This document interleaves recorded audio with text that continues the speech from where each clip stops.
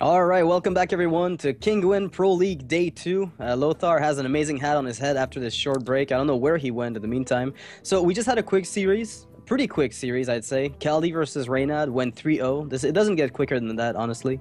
So That's we're going to be moving on to sweep. Dog versus Amaz. Yeah, third sweep this entire tournament. We've had a total of 6 matches, and out of 6 matches, 3 of them were 3-0s, which is a little unfortunate for the losers of those specific matches because, you know, at 0 wins, what ends up happening is you get no tiebreaker points for the possible... You know, when you get a tie in a round robin, it's very important to be able to differentiate yourself to just maybe get a chance of finishing at least within the first few players. Like, if you're both tied for 3rd place, the guy with the most tiebreaker points actually ends up moving on to the playoffs, which can be a really big deal. So, 3 sweeps, 6 matches, that's pretty heavy. It's like 50% sweep representation. Do you think that people are just not prepared for the Conquest format yet? That they didn't just practice enough? Or what might be the cause of this? It's possible that that's the case. I mean, you're talking about a format where the way you pick decks and build decks might be a little different from the last hero standing format. Yeah, but anyway, we'll be looking into more group horde matches. As you know, all groups are being named Alliance and Horde just to make like a flavor rivalry between those. Yeah. And in the playoffs, we'll be having Alliance players versus Horde players. But now this is like a internal beef between Horde and Alliance players. So we'll be the next match will be between Amaz and Dog, and we'll be looking into 2 more matches of group Horde today. Right, you could do, because it's RDU versus Life Coach. RDU versus Life Coach as well, yeah. Yeah. Oh wait, that's it. Because Kaldi and Reynad already played, so the other 2 matches will be from Group Alliance. But this will also mean that the whole first round of Group Horde will be played out today, and we'll see who is the 5 winners and who's the 5 losers. So this will be the combination of the first round for Group Horde, and Group Alliance will be having the same outcome at the end of the day. So looking we'll have played the first round of the 2 groups will have been played today. It's going to be basically 1 round per week. Each day, you know, Tuesday we're going to have 5 matches, Thursday we're going to have 5 matches. So each day, like each week, will advance 1 step closer to the playoffs, and then it's going to culminate into an amazing finals. I just can't, like, this is still the beginning of the tournament. So the players are just starting. Any loss that they accumulate at this point is not going to necessarily be, you know, the decisive loss. Every win is important, but the losses that they have right now, they can brush off as something they can recoup from in the future. It's still possible for them to get an amazing score and end up, you know, at 8-1. They get 8 wins and 1 loss because they'll be playing a total of 9 matches each against each other player in the group. So getting the wins is important at this stage, just to secure yourself a little head start, but a loss is not a dramatic thing. And between each match, players get to change their decks. So there will be, over the course of 10 weeks, you know, a metagame evolution on its own. That's very cool, just to watch how the players will change their matchups and their deck lists in each week. Then we can make like a, you know, like a break with each player, which classes they did keep for like the whole tournament in 10 weeks, which they did switch the most, and this will also like give us a lot of data for the metagame itself. Yeah, so it's really cool to observe that, I think. There is also a show that's going to be done weekly for this tournament by Callum Leslie from Daily Dot. He's going to be doing a kind of Kinguin Pro League recap every week, Kinguin Pro League Insight, going over the tournaments and some of the highlights. Also, I'd like to invite you guys, before I forget, there is a card pack giveaway happening right now at Kinguin. If you look in the chat, there's a link that's going to pop up once in a while telling you that you have a chance to win some card packs. Click it. Go check it out. Get yourself some free cards in Hearthstone. Hopefully you unpack that Dr. Balanced, and you also can be legendary. You can become legendary. Okay, that's enough. Yes. So we'll be looking into the match, and we can talk about the classes. What can you tell me about Amaz classes? Amaz's classes are the 3 most represented classes in the tournament. As I said, you know, in the first portion, Druid, Hunter, and Mage are actually the classes that were most played in the entire tournament, and Amaz's lineup is exactly that. Druid, Hunter, Mage. So it didn't get more predictable. Doug, on the other hand, also was really predictable. He went for Druid and Hunter, The only difference is he's playing Rogue because it's a class he feels more comfortable with, perhaps, than Mage. So, yeah, I think Amaz went just for the power surge. You know, he picks the three most powerful decks, and this is I think, a right call in most situations when you want to play ladder. An example, and Conquest directly relates to ladder. So I think Amaz went with a not so original lineup, but I think it's bulletproof. You know. Yeah, it's a very, very strong lineup. But Dog's lineup is also really strong because if he expected Druid, Hunter, and Mage, by putting Rogue instead of Mage, it has a slight edge over Mage, and it still beats a lot of the other decks in the metagame. So it's basically a 50-50 up until the point where Rogue comes into play. So depending on the way they blind pick, this could be this could be somewhat in the favor of Dog, slightly. Now, we saw Reynad play Paladin last match, and I really like that decision from him to bring Paladin to the tournament. It's a class that, unfortunately, is not a staple in the way that Druids and Hunters and Mages tend to be these days, but it's still a very strong class, and I'm kind of surprised that neither of these two players is playing them, because I feel like in the current meta game, despite the fact that it's not a staple, it can be built properly enough to do an amazing job. I feel like Reynad's call there was also really good, much like bringing a Rogue for Dog is.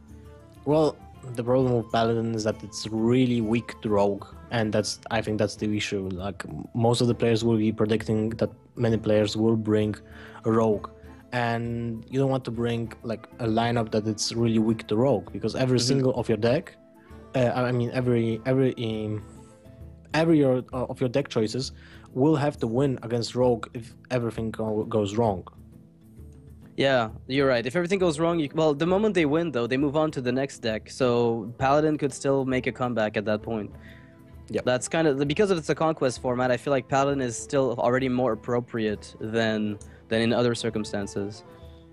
That's true.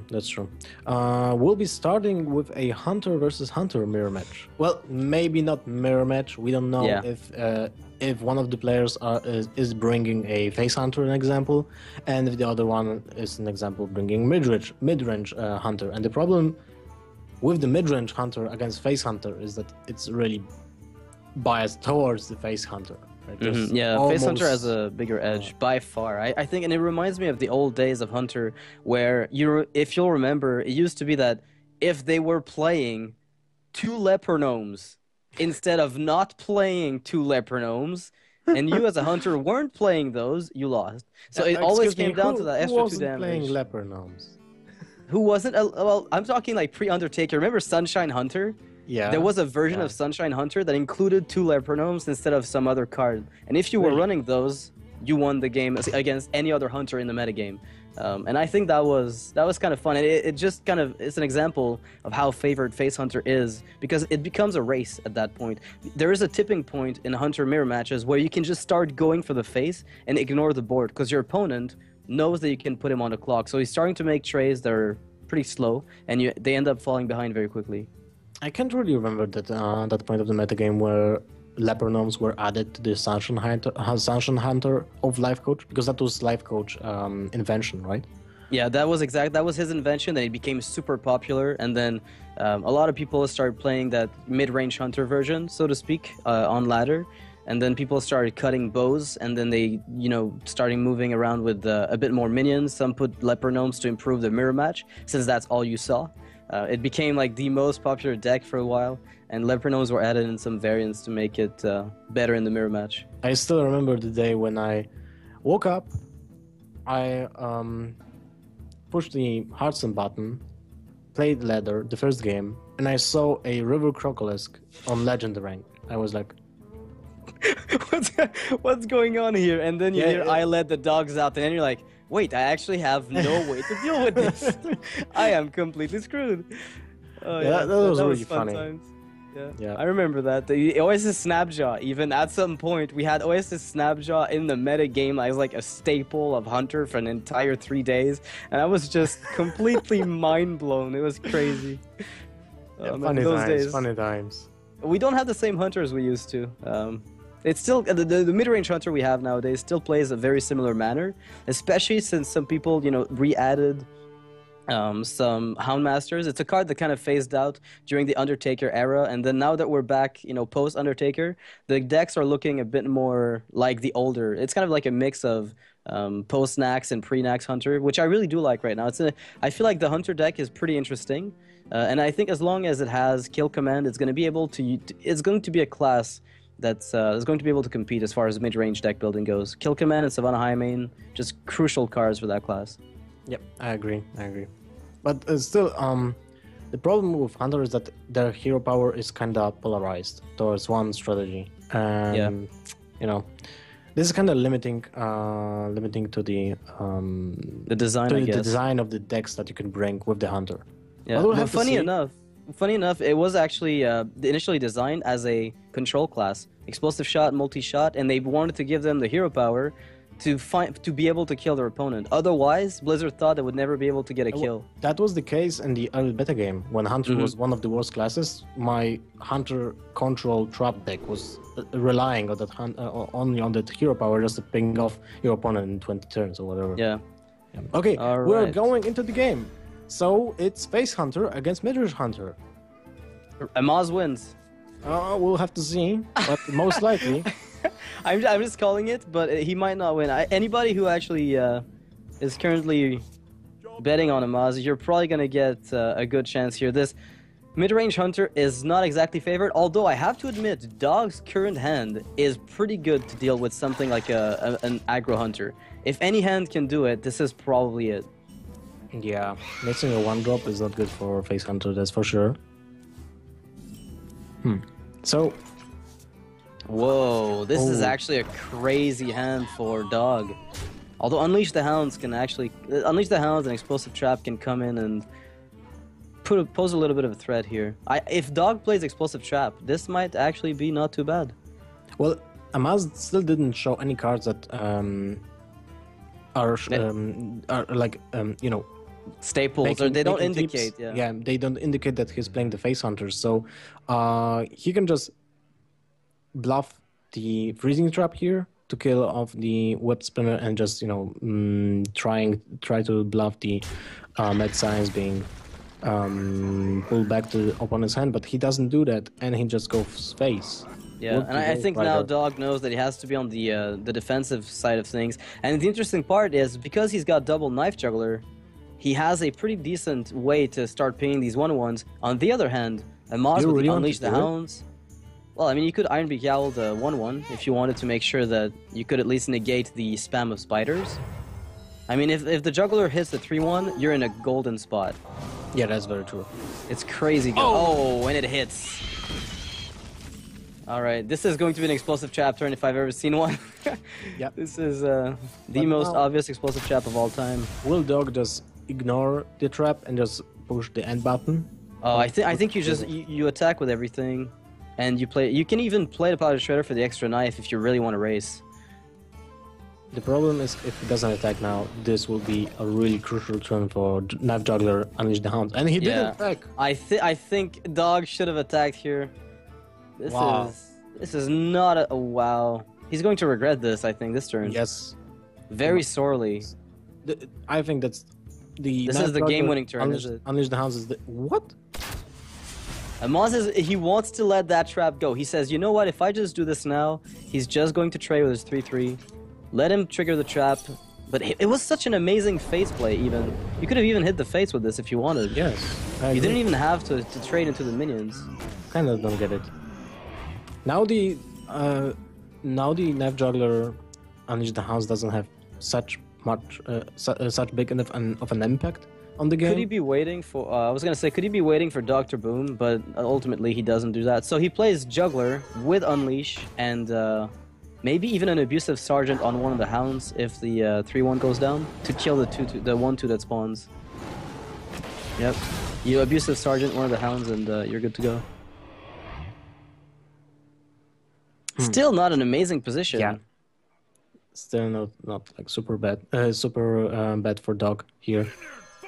I think that the Knife Juggler with the Unleash the Hounds on turn 5 was amazing.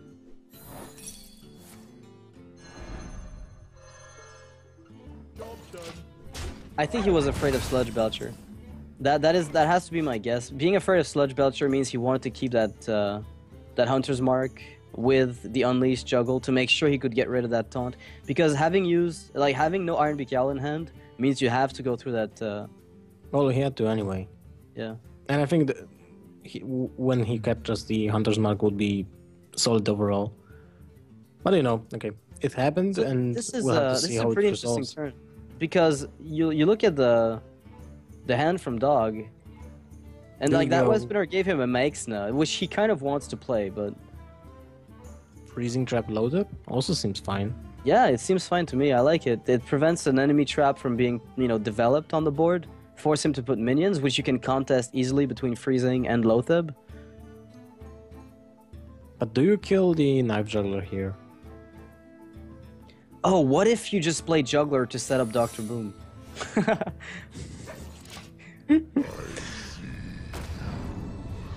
Alright, no, he does not do that. Alright, so the two gnomes fight off and they both die. Rest in peace, gnomes. Second Freezing Trap. They have almost no impact in such mirror matches. And there's another hound, Amaz still has his hound. He can use as a wolf rider with Abusive Sergeant. That's kind of how... For like how 6 mana. Wait, really? Is he playing the hound? Why not Hero Power and Leper Gnome? Leper Gnome, yeah. Okay, well, decides to play the hound, probably trying to threaten a beast, I'm assuming. I'm not too sure. But he does have a life edge here, and that Leper Gnome dying will only consolidate it. Ooh. Oh wow. Dog was about to drop Dr. Boom. Dog is a very impatient player. He's been called out for that multiple times.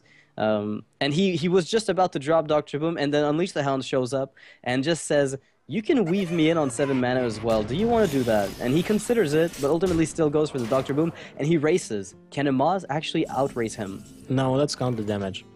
Dog has 14 points of damage, minimum 16 points of damage next turn. Yeah, And with Amaz Unleash the can't Hounds, it can be lethal.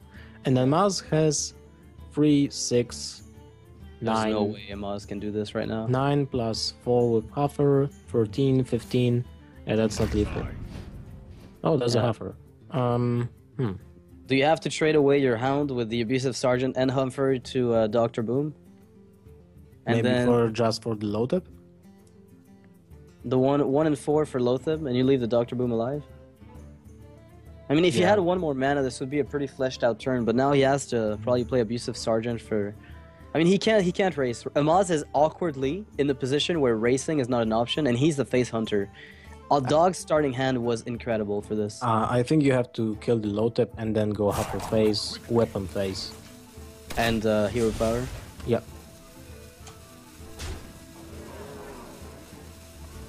And this is probably the play he's gonna go for, just based on what I'm seeing here. Yep, and he still maintains lethal with kill command next turn since he's got the Wolf Rider. More than lethal. Now we're gonna see what. Oh, again he can curve out this entire thing. Wait. He can actually There's a- juggle and unleash, and Animal Unleash. Companion. He can do it all. Yes, and that's most likely lethal. So you play Nav Juggler first, then you play Unleash the Hounds, and then you play Animal Companion. And if you get Leok, My question is, do you want to keep the Boombots alive? well, Because you could sacrifice them. the two. I think you can risk the first 2 knives with the hounds. You know, because there will be an option to at least salvage At one least bomb. yeah, there's at least 1 bomb you can use to deal damage. Alright, so 1 kills the Abusive Sergeant, and 1 hits the face, so the double bombs could go... Oh wow, wait, is this... How much is this? Or it's not. That's 10, 12. 16 1-off lethal! Wait, it's The just a bombs price. need to hit for 4. Or 3. If So the bomb hits for 3 or 4, this is lethal, I think. And this is lethal! Oh my Yes. goodness! Boombot MVP, and Amaz actually losing. I can't believe Dog managed to get that game against a face hunter as mid-range. What do The you odds think- of this happening? when he played the Unleash the Hounds, right? Yeah, And shouldn't he sacrifice the bombs first? to get the damage out? he had 50% of hitting face with the first bomb after the first attack, so he could have maximized the chances of getting lethal, because right now it was only 50% chance. Well, it would have still okay, been about that yeah, the specific same amount either way. Because if it killed Huffer, then you weren't anywhere, and if it hit face, then you had to sacrifice a second one and get maybe more damage. I guess ultimately it was like a slight difference, but it also depended on the knife hits from the animal companion afterwards. Wow, so that was a pretty weird game. I mean, I'm not used to seeing this. I'm not used to seeing Face Hunter lose to mid-range. Very, very unlikely.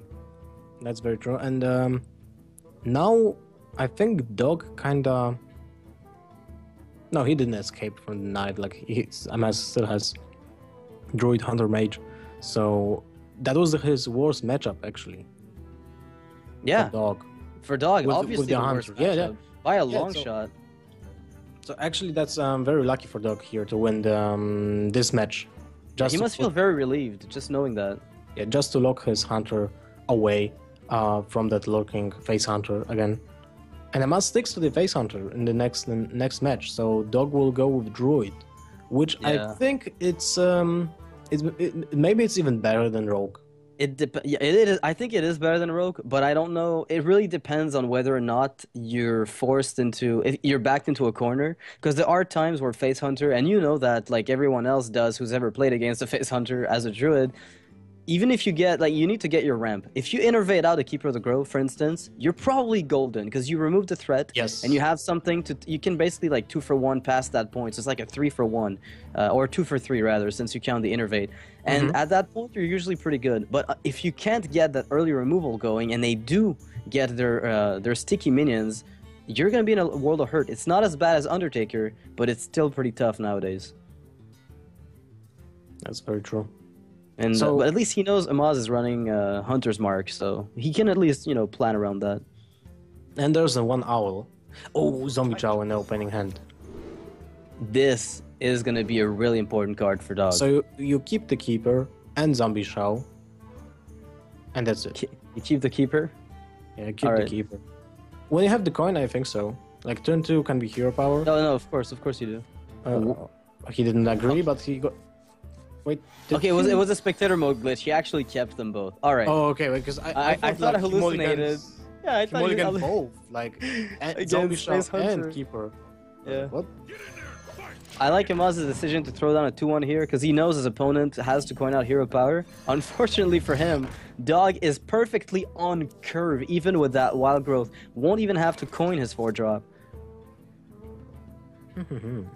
Now, Glaive Zuka feels like an option. I think you have to Glaive Zuka. You can't let that Zombie Chow steal 2 minions away from you. Yeah, I agree. You know, one day I want to see somebody come up with a Frost Elemental. Just to freeze someone. Like, they don't have any weapon removal, they just freeze you. If Frost Elemental would be for 5 points of mana, I think he would be He would be really playable. Like, 5/5/5 is really okay. Oh, Huffer! Well, Keeper of the Grove is exactly where it has to be. Yeah, so Amaz would like to see their Amisha instead. Yeah, at this point, I think like forcing a Wrath hero power or a swipe on 1 minion would have probably been a bit better for Amaz. But see, this is what I was referring to. If you can get your Keeper of the Grove out early through ramp, then suddenly it doesn't look nearly as bad. I do like the play here. Amaz opted to play 1 minion and hero power instead of playing the Leper Gnome, because that's mana-wise, it's much smarter to squeeze the Leper Gnome at turns with uneven mana, like 5, 7. Yeah, weaving your hero power in whenever possible is probably the best way to do this. Yes. Like, even right now, Wolf Rider hero power to face, if that's what he wants to do, is still an option. So that's the Hunter's Mark. Yeah, I'm looking at Keeper of the Grove, and he could just ignore the Explosive Trap for a little bit until he feels, you know, safer developing his board. I think you have to, but at the same time, you have also to start the race with the Face Hunter, because even when you have board control, you can just die to random skill commands and Wolf Riders popping out from nowhere. Well, this is going to be a pretty obvious swipe turn. Pop the spider, swipe face.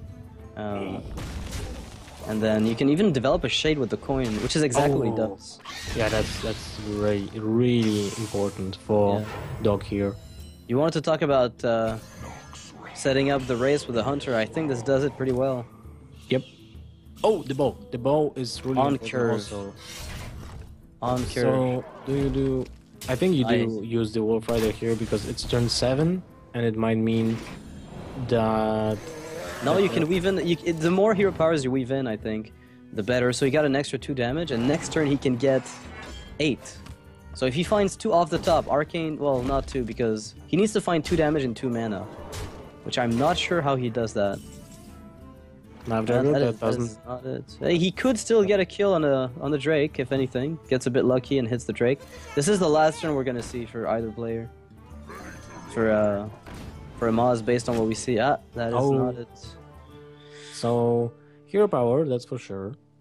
And now it's the question: you have to kill one creature. Yeah, but it doesn't matter. This game is over. There is a Force of Nature in Dog's hand, which adds up to a total of 14 damage. So this will be exactly 14 from Dog, who will be taking a second game from Amaz here. Wow, that race was actually pretty intense. So winning his first game against Face Hunter, wins his second game against Face Hunter. That Wild Growth, Keeper of the Grove, a really important play here. Letting him, trigger the trap, pop a spider, kill a Huffer. That was a really, really crucial card for him. But he got it, and it ended up making the matchup a little bit more palatable. Not something you can see very often against Face Hunter. I bet Twitch will be going crazy with Wrecked Hunter and stuff like that. Yeah, like Hunter deserves like justice. Justice demands retribution. So there's only one deck left for Dog, his Rogue deck. Yeah, his Rogue deck. Yeah, it's probably. So I bet Amaz will be sticking to the Face Hunter right now. Okay. Why would you switch? Yeah, I think it's a deck that the other lineup of Amaz is Druid and Mech Mage, both of which are slightly disfavored against Rogue. Face Hunter has the potential to just crush the Rogue. Completely stop it dead in its tracks. So that seems like a good option. The problem is, even if he wins with his Hunter, his 2 follow-up decks will need to get, it's equal not so luck. bad. It's not that amazing though. Yeah, it's like 45 to 55, and the Rogue has like 55% win ratio against the Mage, and I'm not sure about the Druid matchup. It depends on so many things. Depends on the build. The slower, the generally faster you die, basically against Rogue. The more likely you are to get eaten alive. I agree. Yeah, I think Amaz is going to be playing double combo though, or at least single combo. It's going to contain combo, which has the potential to take a game away from Dog if he does go for Druid eventually. So, well, when you think about the Rogue matchup against Druid, like with Ancient of Wars, those are really a Rogue killer. When there's no sap, you have to deal that 10 points of damage. So it's basically use a Blade Flurry nowadays.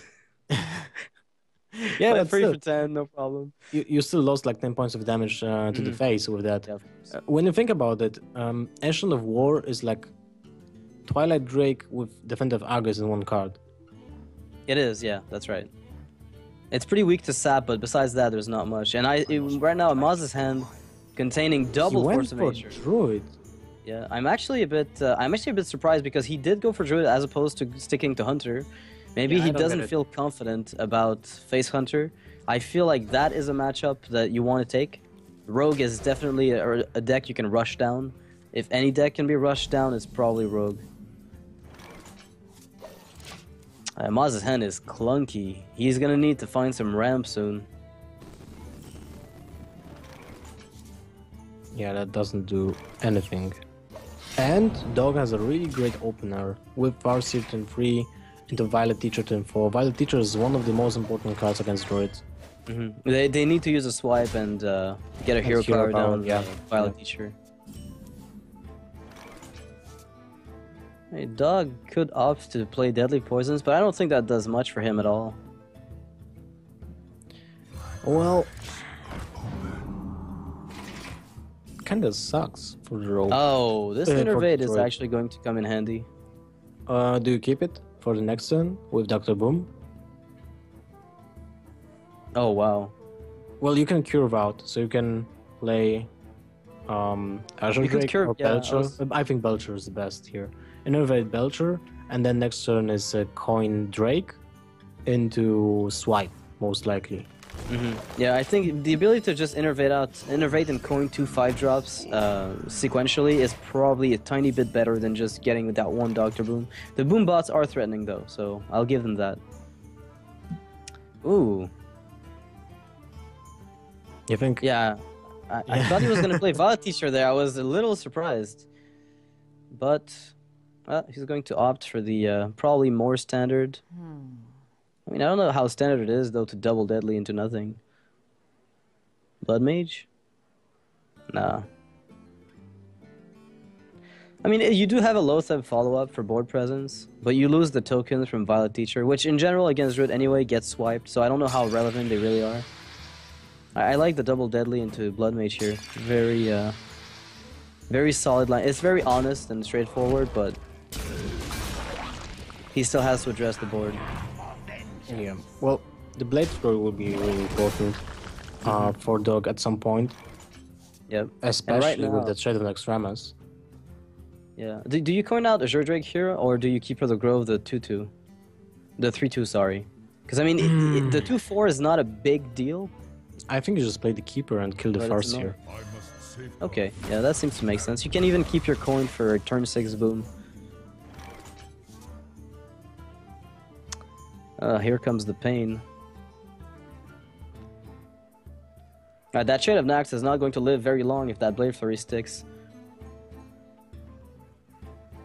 I mean, what could Dog be afraid of here that comes out of Amaz's hand this turn? I don't think there's much. Besides, maybe Druid of the Claw would be a problem if it did come out, but other than that, there's very little.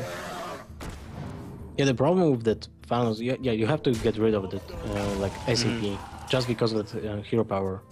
Yeah, and now you kind of don't want. Yeah, you don't want to give the rogue a additional card, but at the same time, the spell power will be more important.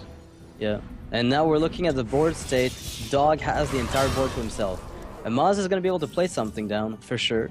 But what it is going to be... I mean, he's got many options. I mean, how do you... I think Swipe on its own with hero power could get rid of one of the 2 minions. I think you have to play Dr. Boom. But it's fairly... Yeah, I was going to say, because it's... But the problem is it's fairly weak. The problem is if you play Boom, you remove nothing, and you still get bursted down. Yeah, but if you play Sylvanas, it's even worse, because then you're sapped. And if you play Ancient of Lore to heal yourself, it's passive. It's really passive. If you play Shredder... Well, the punishment is unreal here. This is not even going to be fair. Then again, he can double swipe next turn. Wait. There's a double swipe coming out next turn. He could wipe this entire board no matter what happens. With swipe, coin, swipe, he resets everything. Removes all the targets for Tinker's Sharp Sword as a result. But he took so many points of damage. Yeah. It's not a very proactive play, but I think I see his line of reasoning. It's just because he wants to get that double swipe on the following turn. But still, you can't possibly feel happy about taking a total of 9 damage here. There's no way Amaz can win this game.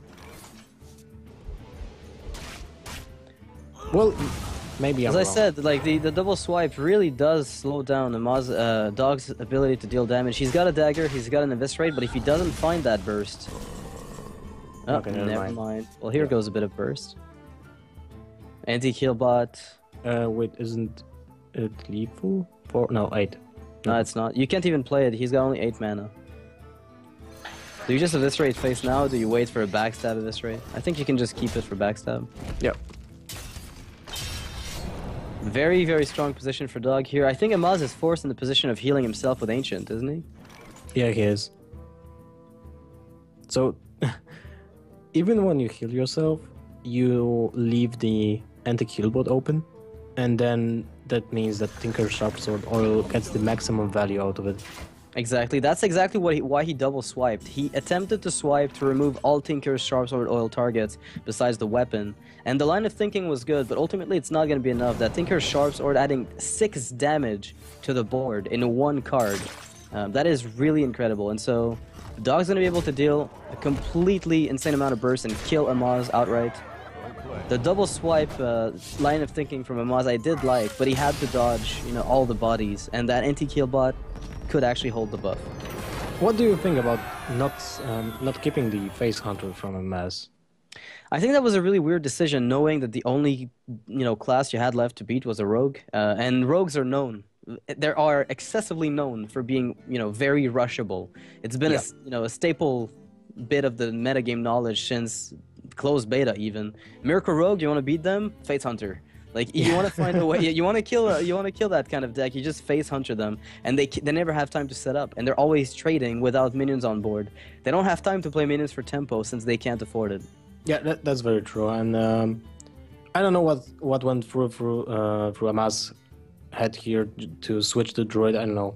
Like he stick to Hunter for 2 matches when he knew that he might not even get the best matchup for him, and then he switched when he was 100% sure to get the best matchup. To be honest, Face Hunter as a lead was a really good idea. I mean, mid-range Hunter and Rogue from Dog were weak to it. Yeah, I agree with that. So definitely. I think this choice from Amaz was really good, but maybe after 2 losses, he felt maybe less confident about the deck's ability to win, and maybe made a bad call by switching. We'd have to ask him directly, but I think maybe it's just the fact they lost 2 games is what pushed him to switch decks and get, you know, a more consistent class, which is in general Druid. Druid is a very consistent class in general. Well, when you think about it, you have to win with that Hunter anyway. So you would have been playing 3 decks into 3 times Rogue, and I don't know. Maybe there was some tax with the Druid deck against the Rogue. Maybe that was the reason, like a Harrison Jones and Acidic Swampus, something like this. Yeah, that's possible. I doubt it, but we'd have to ask him the deck list. Either way, we're going to be back in 10 minutes, guys. After the break, we're going to be going into a team kill match. Team Nihilum, Lothar, your 2 teammates are going to be facing off against each other.